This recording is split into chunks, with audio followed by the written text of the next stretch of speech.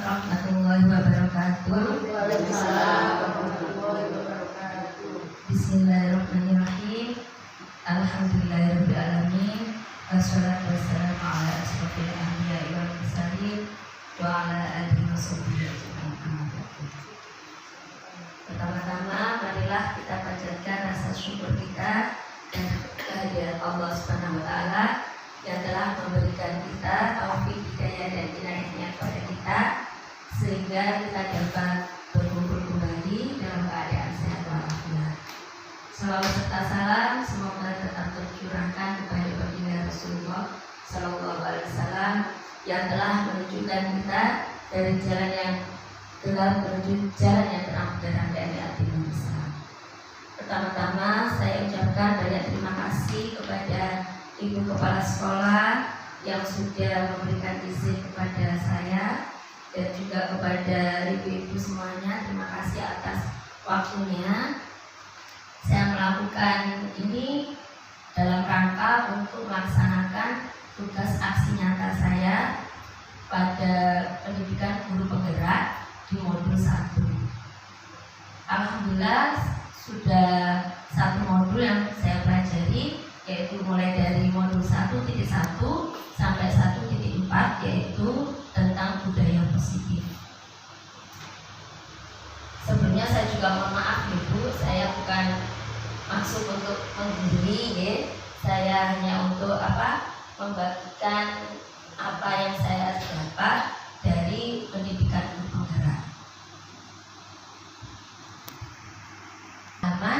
Dan penerapan pengalaman budaya positif. Budaya positif di sekolah adalah nilai-nilai positif yang diterapkan di sekolah untuk menumbuhkan motivasi intrinsik pada diri siswa yang bertanggung jawab dan budi pekerti yang luhur sehingga terbentuk profil belajar Pancasila. Mutu dari sekolah dapat terlihat dari budaya positif yang hidup dan dikembangkan di sekolah. Budaya positif yang ada di sekolah akan membantu pencapaian visi sekolah sehingga peran guru sangat penting sebagai ujung tombak dalam kualitas pendidikan. Dengan paradigma belajar ada disiplin positif, nilai-nilai kebajikan, kebutuhan dasar manusia, motivasi perilaku manusia, posisi kontrol guru, keyakinan kelas, dan segitiga restitusi. Pembelajaran dengan paradigma baru. Pembelajaran dengan paradigma baru merupakan pembelajaran yang dirancang berdasarkan prinsip pembelajaran berdiferensiasi sehingga para peserta didik belajar sesuai kebutuhannya berdasarkan tahap perkembangan sesuai teori psikologi modern untuk mewujudkan profil pelajar Pancasila. Ini profil pelajar Pancasila kita sudah mengenal, ada berapa dimensi? Ada 6 dimensi, alhamdulillah. Selanjutnya, miskonsepsi tentang teori kontrol. Ilusi guru mengontrol murid. Ya, selama ini guru selalu mengontrol murid. Ilusi bahwa kritik dan membuat rasa bersalah mampu menguatkan karakter. Ilusi bahwa semua penguatan positif efektif dan bermanfaat. Dan ilusi bahwa orang dewasa berhak memaksa. Jadi ini adalah gambaran yang mungkin sebelum kita mengenal tentang merdeka belajar, ini yang terjadi. Mengubah paradigma stimulus respon ke pendekatan teori kontrol.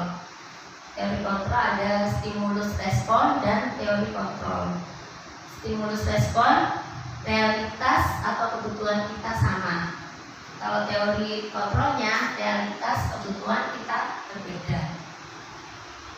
Terus semua orang melihat hal yang sama. Kalau teori kontrolnya, setiap orang memiliki gambaran yang berbeda. Kita mencoba mengubah orang agar berpandangan sama dengan kita. Kalau teori kontrolnya, kita berusaha memahami pandangan orang lain tentang dunia. perilaku buruk dilihat sebagai suatu kesalahan. Kalau teori kontrolnya semua perilaku memiliki tujuan. Jadi kadang kita melakukan kesalahan, tapi kita mempunyai tujuan. Gitu. Orang lain bisa mengontrol saya. Teori kontrolnya hanya ada yang bisa mengontrol diri Anda. Saya bisa mengontrol orang lain. Teori kontrolnya Anda tidak bisa mengontrol orang lain. Pemaksaan ada pada saat rujukan gagal. Teori kontrolnya kolaborasi dan konsensus menciptakan pilihan-pilihan baru. Dan terakhir model berpikir menang atau kalah. Teori kontrolnya model berpikir menang-menang. Ya, ini bisa kita praktekkan dalam permainan buka tutup. Ya. Jadi mungkin kita coba untuk melakukan permainan. Ya. Cari teman berpasangan. Ya, mungkin ada benda sesuatu yang bisa dipegang, yang agak kecil. Tadi serah tangan teman kita yang memegang. Coba, bola mungkin sama Bu Titi sama Bu Liano. Nah, coba yang menggenggam, ya. Terus ada dalam, ada isi. Jadi mungkin kita anggap adalah benda yang beragam. Nah, yang tidak menggenggam berusaha untuk membuka. Coba kita praktekkan bagaimana cara yang menggenggam tadi atau cara yang mau minta yang digenggam. Coba kita mulai 1, 2, 3.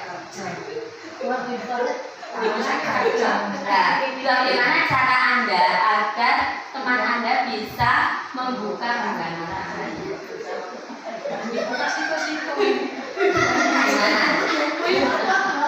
Itu Bu Iva kuat sekali. Oke, bisa? Bagaimana caranya? Wow, bisa berhasil membuka genggaman tangan Bu Ula. Punya emak? Gak bisa, Bu Iva. Oke, sekarang saya minta pendapatnya. Apa yang Bu Iva rasakan ketika menggenggam barang yang berharga buat Bu Iva? Oke, apa yang Bu Iva lakukan saat memegangnya? Yang menggenggamnya lebih tambah kuat. Kalau dipencet tambah kuat. Berarti maksudnya Bu Iva mempertahankan benda yang berharga tadi. Terus untuk Bu Nyoman tadi ketika untuk meminta caranya bagaimana? Berusaha untuk membuka dengan mencari titik-titik kelemahannya, tapi ternyata belum ketemu. Oh, tidak bisa ini. Kalau Bu Isa bagaimana tadi berhasil? Saya berhasil tapi bukannya satu jari. Oh, hanya satu jari. Kalau Bu Wulan, Saya sudah berusaha dengan kuat, tapi terus berusaha sampai ini berhasil. Nah, ya terima kasih dari permainan tadi. Ada yang berhasil membuka, ada yang tidak berhasil karena kuat sekali.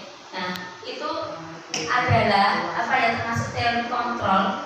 Ya, kontrol itu dari diri kita. Jadi kita yang mengontrol diri kita. Ya, mungkin karena yang tadi terbuka karena ada faktor-faktor sehingga terbuka. Ya, seperti kita misalkan punya barang berharga, ya, gak mungkin saya kasihkan. Tapi mungkin karena ada teman kita yang membutuhkan atau apa, mungkin akhirnya kita jadi bisa berbagi. Oke, terima kasih. Lanjutnya.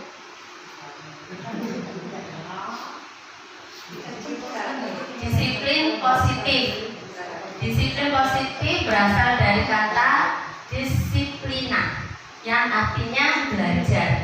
Disiplin mengacu pada disiplin diri yang memiliki tanggung jawab terhadap apa yang dilakukannya berdasarkan nilai-nilai yang diyakini. Disiplin positif merupakan salah satu cara penerapan disiplin yang bertujuan untuk menumbuhkan kesadaran serta memberdayakan peserta didik tanpa imbalan penghargaan atau reward atau ancaman atau hukuman. Ya, jadi sebetulnya disiplin positif ini kalau menurut teman-teman apa disiplin positif itu? Mungkin ada yang mau berpendapat? Kemudian menurut apa? Kemudian disiplin positif itu apa? Mungkin Bu ini? Jangan dulu. Menurut pemahaman kita aja, disiplin positif itu apa? Menanamkan Ya? menanamkan pada anak untuk mengikuti peraturan dan peraturan dulu yaitu tadi tujuannya untuk melatih menanamkan anak perilaku atau tujuan yang sudah ditetapkan oleh guru agar anak itu terbiasa dengan melakukan kedisiplinan positif. Terima kasih. Mungkin ada yang lain? Ya, disiplin positif itu tadi menurut Bu Titi apa pun tadi kita disiplin yang dilakukan anak-anak tadi yang berdasarkan apa peraturan yang dibuat oleh guru. jika peraturan yang dibuat oleh anak maka itu dilakukan dengan baik. Oh ya, kalau dibuat oleh anak dan guru yaitu Mengikuti peraturan juga disepakati bersama. nah, itu ya betul, itu termasuk apa dalam itu apa kesepakatan keras karena sudah menjadi kesepakatan dari murid dan guru juga. Terima kasih. Sebagai pendidik, tujuan kita adalah menciptakan peserta didik yang memiliki disiplin sehingga mereka berperilaku mengacu kepada nilai-nilai kebajikan universal dan memiliki motivasi intrinsik dalam perubahan perilaku ke arah yang lebih baik.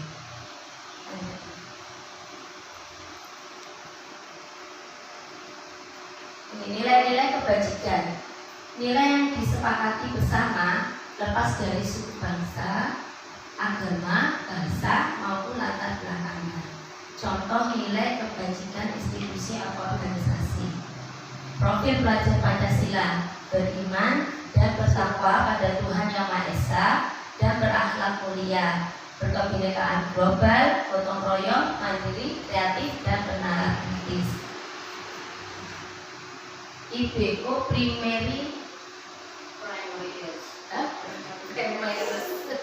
year program ya disingkat PYP, yaitu terdiri dari toleransi, rasa hormat, integritas, mandiri, menghargai, antusias, empati, keingintahuan, kreativitas, kerjasama, percaya diri dan komitmen. Keterampilan hidup, life skill, dapat dipercaya, lurus hati, pendengar yang aktif, tidak merendahkan orang lain dan memberikan yang terbaik dari diri.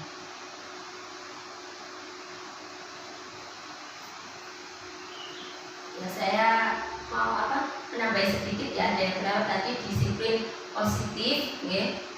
Itu kalau bisa muncul dari diri anak sendiri. Jadi tanpa ada paksaan karena takut dihukum kalau melanggar atau karena takut ada konsekuensinya. Jadi kalau menurut teori ini berupa penghargaan itu sebaiknya dihilangkan. Jadi kita membuat melalui motivasi diri. Ya. Jadi mungkin kamu pintar, kamu hebat, pakai pujian. Ya. Jadi pakai pujian. Kebutuhan dasar manusia. Kebutuhan dasar manusia adalah segala sesuatu yang kita lakukan untuk mendapatkan apa yang kita inginkan. Seluruh tindakan yang kita lakukan memiliki tujuan tertentu, dan semua usaha terbaik yang kita lakukan adalah dalam rangka agar kebutuhan dasar kita terpenuhi. 5 kebutuhan dasar manusia. Yang pertama bertahan hidup, yang kedua kasih sayang dan rasa diterima, yang ketiga penguasaan, yang keempat kebebasan, dan yang kelima kesenangan. Bertahan hidup yaitu yang meliputi makanan, pakaian, tempat tinggal, keamanan, dan kesehatan. Kasih sayang dan rasa diterima seperti rasa diterima, dipedulikan, berbagi, kerjasama, menjadi bagian dari kelompok. Yang ketiga penguasaan yaitu terdiri dari harga diri, keinginan untuk dianggap, memimpin, berprestasi, diakui, dan didengar. Untuk kebebasan yaitu contohnya mandiri, memiliki pilihan, mencoba hal baru, mampu mengendalikan arah dirinya. Yang terakhir kesenangan yaitu berupa bermain, humor, antusiasme, dan tertawa. Motivasi perilaku manusia.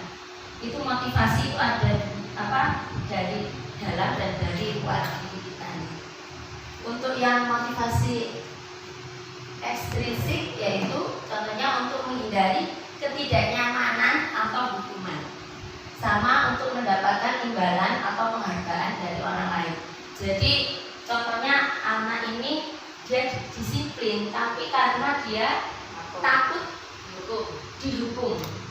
Jadi itu bukan dari diri, tapi karena dari faktor eksternal. Hal yang dari diri untuk menjadi orang yang merasa inginkan dan menghargai diri sendiri dengan nilai-nilai yang mereka percaya. Itu jadi dia melakukan itu bukan karena takut dihukum atau karena dipuji, bukan. Jadi kesadaran diri sendiri.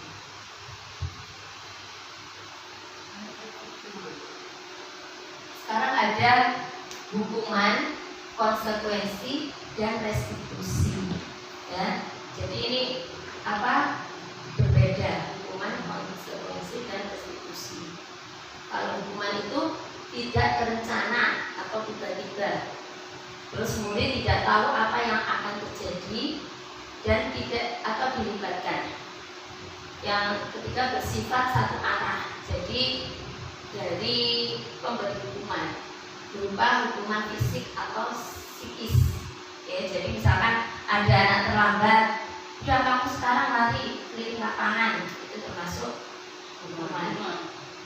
Kalau konsekuensi terencana atau disepakati sesuai peraturan, murid tetap dibuat tidak nyaman.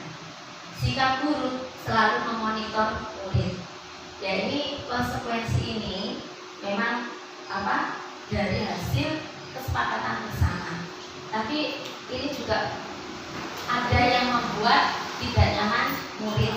Ya, mungkin karena terlambat. Tadi konsekuensinya kalau terlambat, misalkan menulis, itu juga membuat anak tidak nyaman. Jadi itu juga tidak dianjurkan. Sebetulnya seperti itu. Ya, sekarang restitusi. Proses menciptakan kondisi bagi murid untuk memperbaiki kesalahan. Terus proses kolaboratif yang mengajarkan murid untuk mencari solusi sendiri. Jadi kalau ada murid kita yang melanggar atau membuat kesalahan, itu kita sebagai guru lebih baik memilih langkah yang restitusi. Ya, restitusi ini adalah menciptakan kondisi bagi murid untuk memperbaiki kesalahan dan mencari jalan keluar dari permasalahannya. Nanti ada penjelasannya. Lanjut. 5 kontrol posisi. Oke. Jadi ada 5 kontrol, yaitu yang pertama ada penghukum, yang kedua pembuat merasa bersalah, yang ketiga teman, yang keempat pemantau, dan yang kelima manajer. Mungkin selama ini ya, termasuk saya, terkadang kita masih menjadi posisi kontrol penghukum, atau membuat merasa bersalah. Kadang kita tanya, kamu tadi ngapain kok mukul ini? Ya, kita tanpa ya kita melakukan pendekatan dulu. Ya, jadi tahap-tahap ini ya mungkin kita masih ada di posisi menghukum, membuat rasa bersalah. Teman ini kadang ya kita ya menjadi teman. Coba apa? Tadi kamu terlambat. Kenapa? Apa kamu tadi masih tidur? Apa bangun siangan? Atau ya, jadi kita membuat nyaman anak dulu sebelum apa kita mengintimidasi anak ini. Jadi kita melalui tahapan ya. Nanti ada 3 tahapan restitusi. Jadi dalam kita menyelesaikan masalah, kita melalui 3 masalah. Apa tahapan ini?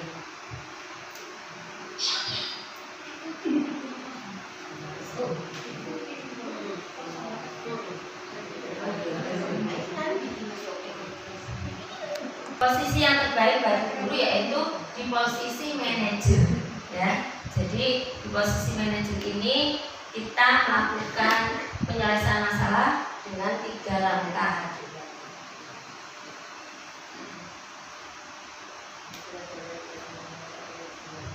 Ini ada contoh kasus ya.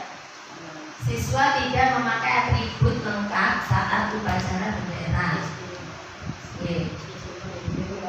Ini sebagai pembuku, misalkan hormat pada bendera selama 1 jam. Nah, itu adalah masuk pembuku. Nah, terus kalau pembuat rasa bersalah, berapa kali Bapak Ibu harus memberitahu kamu kalau apa? Kamu selalu mengecewakan Bapak atau Ibu. Itu membuat rasa bersalah. Terus lanjut. Ini sebagai teman. Ayo dong ikuti aturan sekolah. Tolong Bapak Ibu atau yang ya, tolong Bapak Ibu sekali lagi. Ya, sekali ini ya sudah, tidak apa-apa. Lain kali jangan sampai berbuat seperti ini lagi ya. Itu sebagai teman. Kalau teman tahu kamu sudah melanggar peraturan sekolah, kamu tahu konsekuensinya. Setelah upacara, kamu beli atributnya di koperasi dan jangan diulangi lagi. Itu sebagai pemantau. Kalau yang manajer, apakah kamu tahu kesalahanmu? Jadi kita apa ya? Nah, mengorek anak sendiri. Dia sadar akan kesalahannya sendiri. Kira-kira bagaimana kamu memperbaiki kesalahanmu? Lanjut. Nah, ini saya coba posisi kontrol. Apakah saya kecewa sekali dengan kamu? Kira-kira masuk di posisi kontrol yang mana? Nah, merasa bersalah. Terus posisi kontrol apakah kamu tidak pernah benar melakukannya?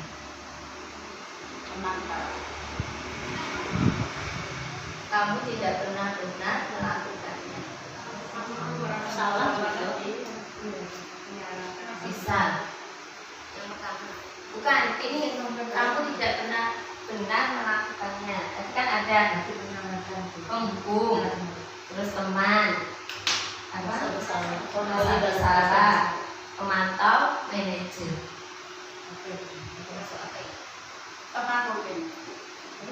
Bukan.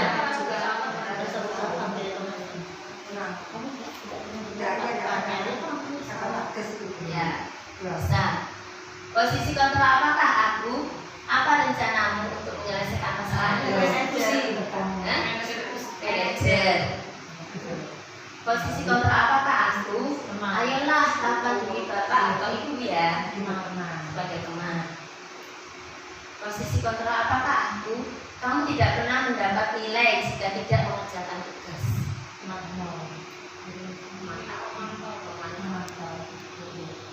Tidak diberi nilai. Hukuman.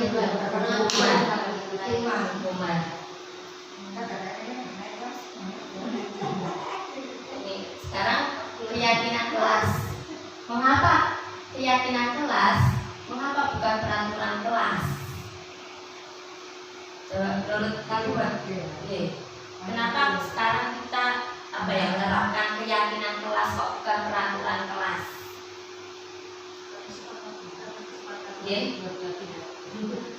Ya, kalau keyakinan kelas apa tuh? Keyakinan kelas itu berdasar kesadaran individu sendiri. Kalau peraturan yang dibuat berdasarkan kesepakatan. Ya, bisa. Keyakinan kelas itu kita buat berdasarkan kesepakatan bersama dan dari diri kita. Dan kalau peraturan ada pihak lain yang membuat peraturan tersebut.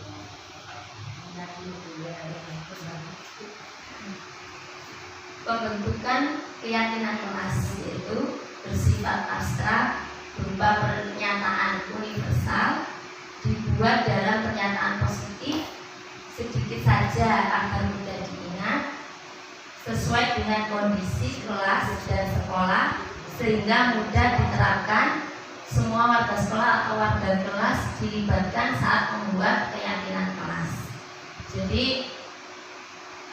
dengan keyakinan kelas ini diharapkan anak-anak itu mematuhi aturan atau kesepakatan yang sudah dibuatnya. Jadi tadi yang tentang restitusi. Apa itu restitusi? Restitusi adalah proses menciptakan kondisi bagi murid untuk memperbaiki kesalahan mereka, sehingga mereka bisa kembali pada kelompok mereka dengan karakter yang lebih kuat. Restitusi juga merupakan proses kolaboratif yang mengajarkan murid untuk menjadi solusi untuk masalah mereka dan membantu murid berpikir tentang orang seperti apa yang mereka ingin menjadi tujuan atau tujuan mulia mereka dan bagaimana mereka harus memperlakukan orang lain menurut Gosen 2004. Nah, ini ada 3 langkah yang tadi saya sampaikan, ya, disebut dengan segitiga restitusi, ya. Tahapan segitiga restitusi yaitu ada yang pertama menstabilkan identitas, yang kedua validasi tindakan yang salah, dan yang ketiga menanyakan keyakinan. Mengapa kita melakukan segitiga restitusi? Yaitu kita membantu anak untuk menyelesaikan masalah mereka sendiri. Ini menstabilkan identitas. Berdasarkan prinsip membuat kesalahan adalah bagian dari proses pembelajaran. Yang mengikuti berbuat salah itu wajar, ya. Jadi kita tidak langsung menyalahkan anak, ya. Jadi kita mungkin bilang, gak apa-apa, berbuat salah itu wajar. Tidak ada manusia yang sempurna. Ibu bapak juga pernah melakukan itu. Ibu bapak tidak mau mencari siapa yang salah, tapi ibu bapak ingin mencari solusi dari permasalahan ini. Kamu berhak merasa begitu, yaitu masuk ke dalam menstabilkan identitas. Jadi sebelum kita memasuki menanyakan alasannya dia melakukan kesalahan itu, kita melakukan tahapan ini. Yang kedua, validasi tindakan yang salah. Berdasarkan prinsip setiap perilaku berupaya memenuhi suatu kebutuhan tertentu. Seperti kamu pasti punya alasan mengapa melakukan hal itu. Padahal kamu bisa melakukan yang lebih buruk dari ini, ya. Kamu patut bangga karena telah melindungi sesuatu yang penting buatmu. Kamu melakukannya karena mempertahankan sesuatu yang penting bagimu. Jadi tindakan merasa bersalah ini biasanya kalau kita ke anak-anak mereka, kenapa kamu tadi kok pukul Satria, misalkan gitu. Dia pasti ada alasan kenapa dia memukul. Ya karena tadi Satria mengambil mainanku. Itu masuk validasi tindakan yang salah. Terus yang terakhir menanyakan keyakinan, yaitu berdasarkan prinsip teori kontrol bahwa pada dasarnya kita termotivasi secara intrinsik. Contohnya, apa keyakinan kelas kita? Nilai-nilai apa yang telah disepakati bersama? Seperti apa gambaran sebuah kelas yang ideal menurut kamu? Kamu ingin menjadi orang yang seperti apa? Nah, setelah kita menanyakan apa alasannya dia melakukan kesalahan, lalu kita mengajak anak untuk menanyakan keyakinan kelas yang sudah kita buat atau kita sepakati. Coba kamu ingat kesepakatan kelas kita apa saja, ya, dia pasti menyebutkan. Dari kesepakatan kelas itu, tadi kamu sudah melakukan kesalahan, ya, bertengkar dengan teman. Kesepakatan apa yang telah kamu langgar, ya? Dia akan misalkan saling menyayangi.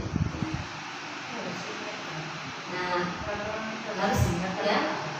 Lakukan yang kesepakatan bersama itu berarti harus diingat sama. Ya, ya. Di akhir itu kita selalu menanyakan kesepakatan kelas yang sudah dibuat. Atau keyakinan kelas, ya. Nah, kayak misalkan tadi bertengkar, ya saling menyayangi. Kalau kita saling menyayangi itu harus bagaimana? Tidak boleh memukul, ya. Selain tidak boleh memukul, tidak boleh bertengkar. Dia akan berpikir sendiri. Jadi, nah sekarang kalau sudah tahu, ya, kalau tadi perbuatan kamu salah dan kamu juga sudah tahu, sudah melanggar kesepakatan kelas kita, apa yang akan kamu lakukan? Saya mau minta maaf, misalnya gitu. Oh iya, selain minta maaf, apa yang akan kamu lakukan? Saya akan berjanji tidak akan bertengkar lagi.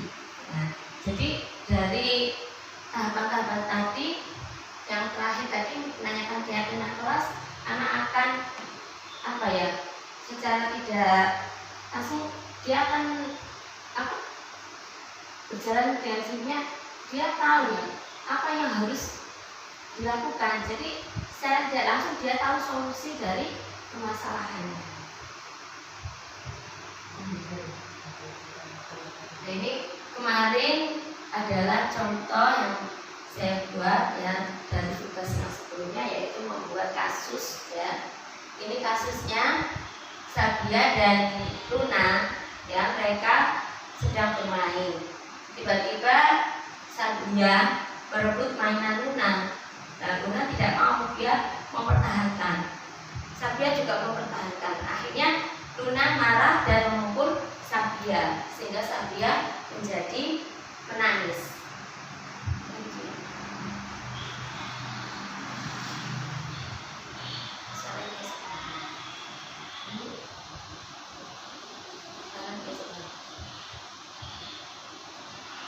Nah,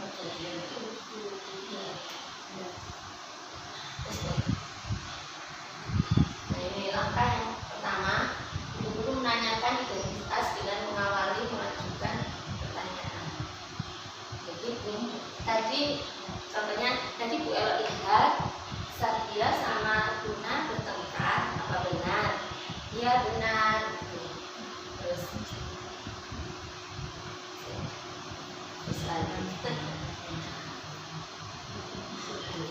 nah, setelah menanyakan, iya benar. Kenapa tadi kamu menangis? Saya tanya ke Sabia. Karena tadi Luna memukul aku. Saya nggak langsung percaya dengan Sabia. Baik, saya akan bertanya dulu kepada Luna. Apakah benar yang kamu katakan? Saya mencari kebenaran dulu dari pihak yang lain. Jadi saya tidak tidak memihak satu anak.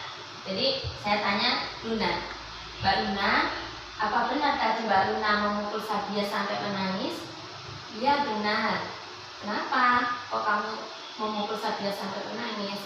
Karena Sabia merebut mainanku. Oh begitu. Iya.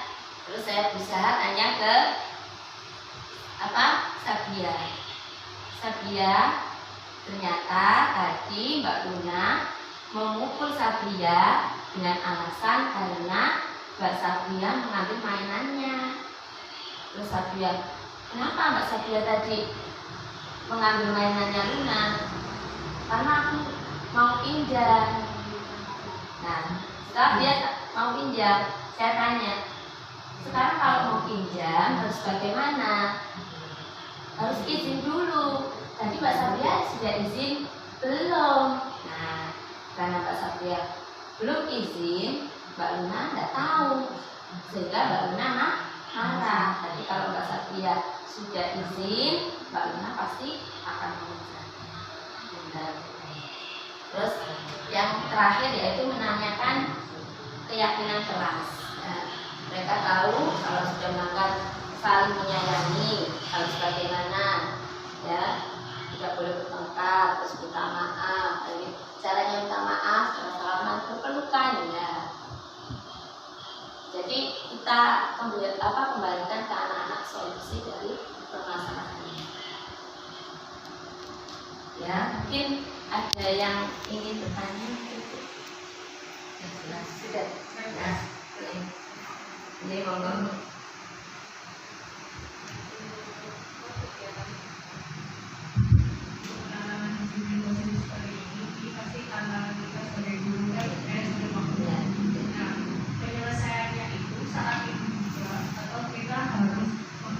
Bisa ditunda karena kalau penyelesaian saat itu juga saat itu juga yang lainnya tidak terus seperti itu karena yang bermasalah cuma dua anak ini. Nah, bagaimana solusi untuk anak? Terima kasih, bagus sekali pertanyaannya. Memang tahapan ini, ya, saya juga kemarin waktu Google Meet, ya, tahapan ini itu kalau untuk anak SD ke atas sampai SMA itu memang bagus penerapannya. Tapi kalau untuk anak TK, kemarin juga saya sudah menyampaikan sama teman saya kalau TK itu kalau kita buat seperti itu mungkin ada anak yang malah takut, apalagi kalau kamu tahu nggak kenapa kamu dipanggil Bu El kesini. Nah, kalau anak TK SMP biasanya gitu, kenapa kamu kok saya panggil kesini? Kamu tahu nggak kesalahan kamu apa? Tapi kalau TK kan tidak bisa seperti itu. Nah, ini kalau kita di TK kan memang tidak bisa tinggal, ya Bu, ya. Jadi permasalahan yang seperti ini kalau kita terapkan, kita memang akhirnya meninggalkan yang lainnya. Nah, itu juga masih menjadi pertanyaan saya. Saya coba masih bertanya. Saya tanyakan. Terima kasih. Ya. Kalau saya suatu permasalahan yang terjadi di kita, lebih baik spontanitas. Ketika hal itu terjadi, langsung kita beri solusinya bersama biar jangan tidak terbengkalai. Kita ajak bersama menyelesaikan permasalahannya. Karena kalau ditunda, anak-anak sudah lupa melakukan kesalahan. Jika kita tunda.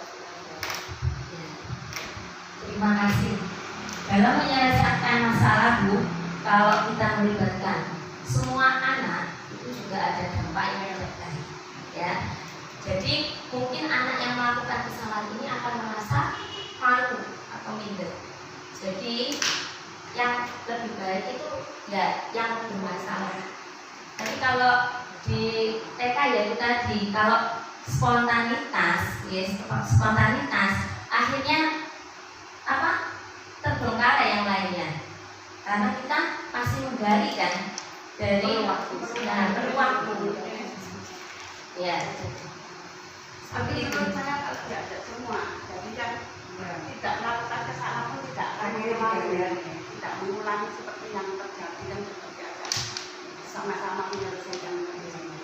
Menurut saya jadi pelajaran Tadi di slide tadi itu ada beberapa melibatkan, ada slide tadi itu unsur-unsur dari latihan kelas itu melibatkan semua warga sekolah.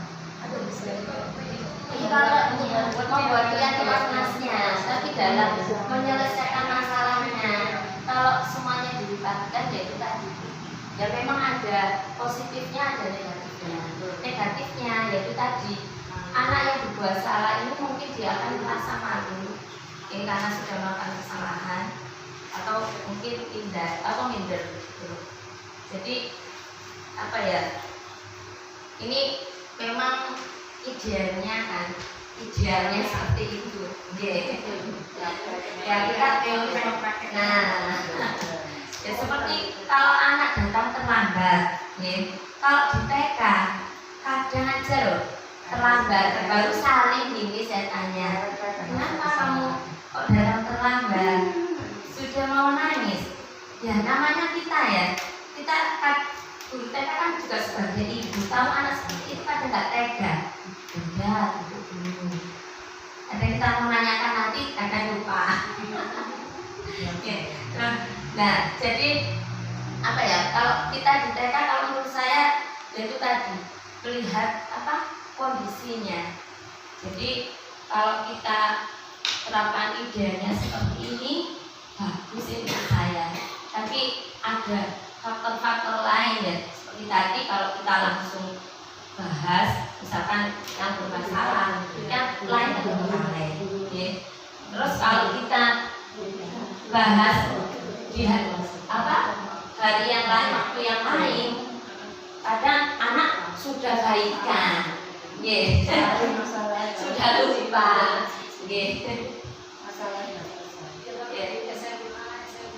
masuk ruangan sendiri ada. Makanya kan kadang nah, seperti contohnya saya tahu.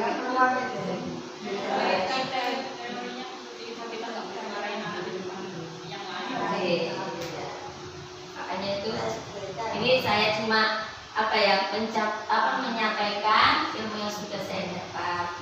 Apunten tadi kalau misalkan ada yang belum bisa terjawab ya, nanti saya akan berusaha untuk bertanya ke fasilitator atau instrukturnya.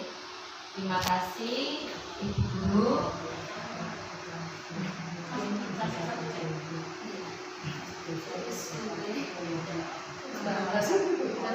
Terima kasih atas waktunya. Saya mohon maaf bila ada kata-kata atau perbuatan saya yang salah. Saya akhiri. Wassalamualaikum warahmatullahi wabarakatuh. Waalaikumsalam warahmatullahi wabarakatuh. Maaf, saya sambung lagi. Sepertinya ada yang ingin bertanya, ya. Monggo.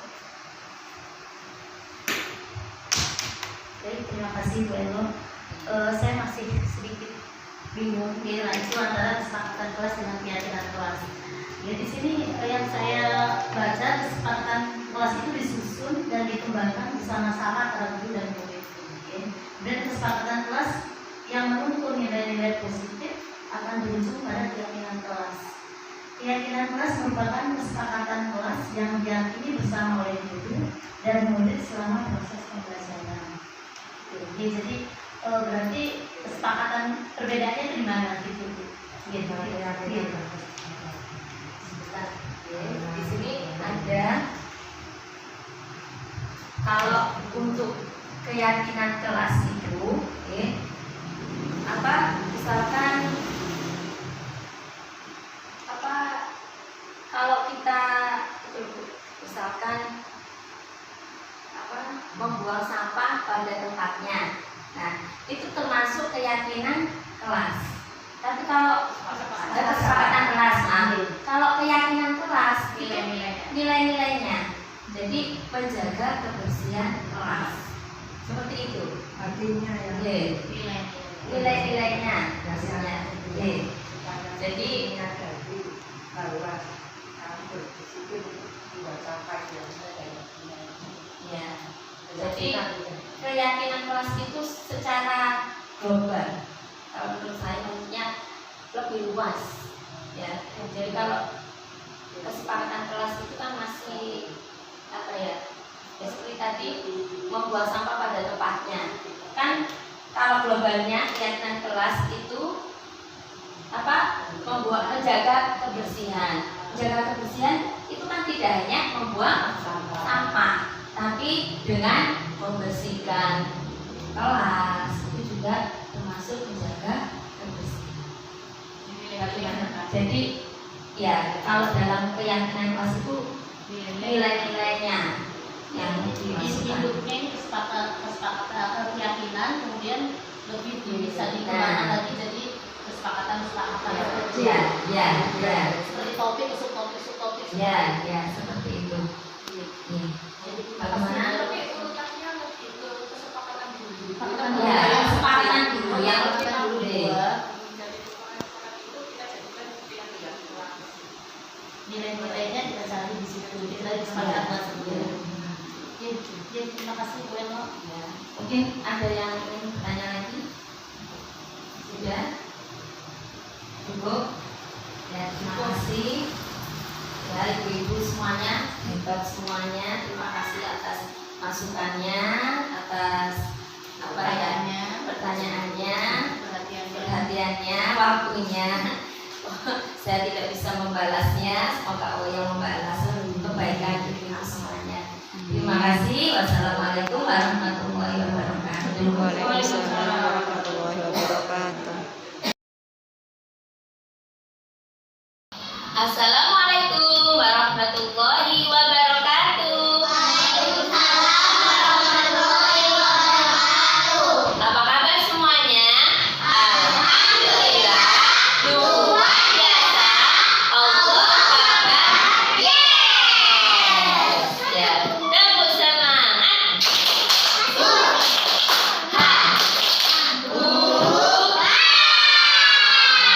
Masya Allah, pintarnya hari ini. Siapa tadi yang datangnya paling pagi? Masya Allah. Ya, Masya Allah.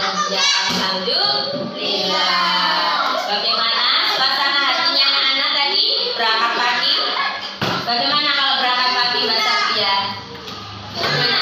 Oh, senang ya? Kenapa kok senang? Oh, karena bisa bermain sebelum masuk kelas. Jadi senang nggak kalau datangnya lebih awal? Ya, oke. Kita hari ini. Iya, betul.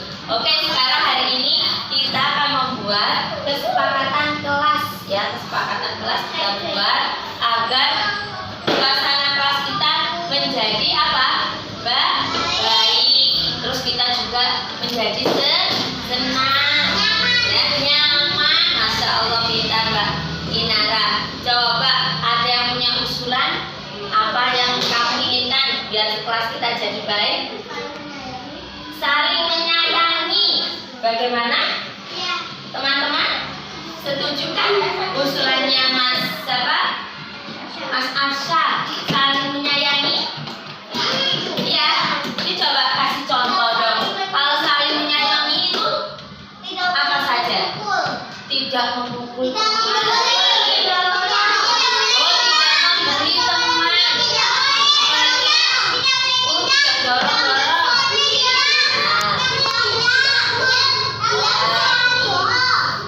Ya, saling menyayangi, tidak mengambil makanannya teman katanya.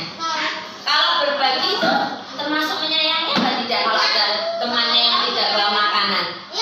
Nah, berarti saling menyayangi itu banyak sekali luas ya. Setuju?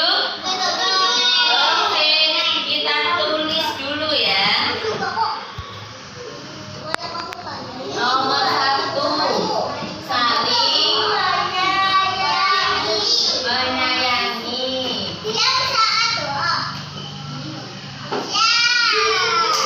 Oke, yang kedua, siap saat doa. Maksudnya berdoa, berdoa sebelum dan sesudah. Oh, begitu maksudnya. Mas Dio ada usulan kalau kita mau berdoa kegiatan itu harus berdoa dengan baik katanya sebelum dan sesudah. Bagaimana? Setuju? Siapa? Setuju nak? Oke, setuju. Kita tulis berdoa sebelum dan sesudah belajar. Ya, agak panjang. Terus ada usulan lagi. Datang tepat waktu. Masya Allah pintarnya. Katanya Mbak Sabria datang tepat waktu. Tadi sebelumnya belok tanya, siapa yang datang pagi? Berarti kalau datang pagi itu datang tepat waktu. Senang nggak kalau datang tepat waktu? Tanya apa tadi? Bagaimana yang lainnya? Setuju?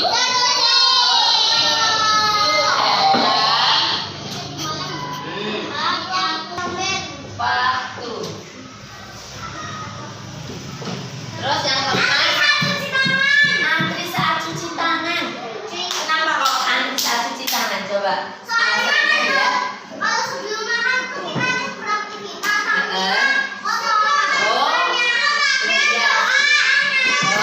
Karena setelah beraktivitas tangan kita kotor, makan ya cuci tangan dulu. Ya. Kenapa kok antri? Coba Mbak Inara. Ya.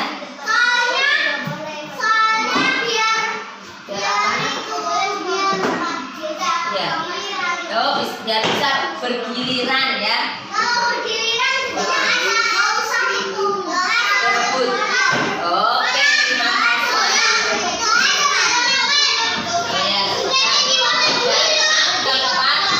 Yang keempat antri ketika cuci tangan. Oke, apa lagi? Izin ketika keluar kelas. Masya Allah pintarnya. Kenapa kok izin ketika keluar kelas?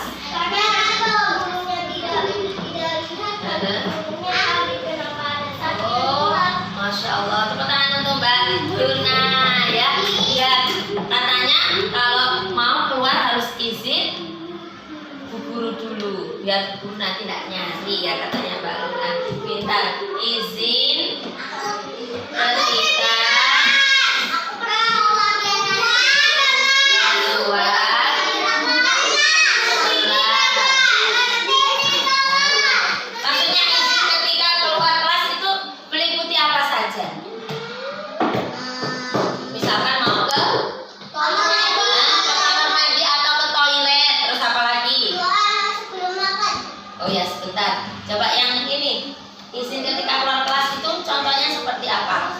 ketika mau ke toilet atau ke kamar mandi.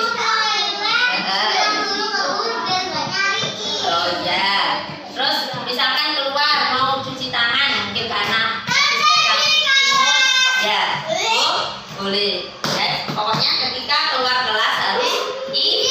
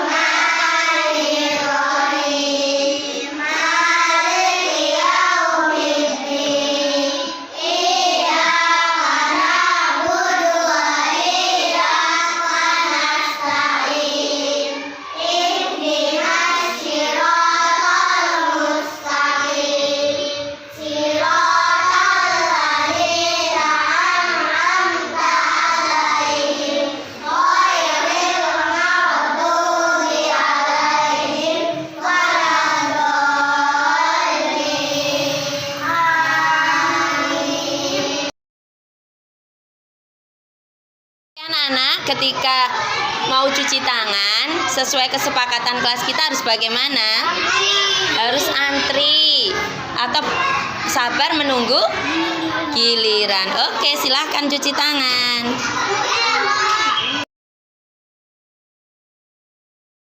Oke, waktu mengerjakan tugas telah selesai.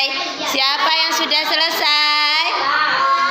Oke, berarti Mbak Inara menyelesaikan tugas tepat waktu. Oke. Oh, Mbak Luna juga sudah selesai.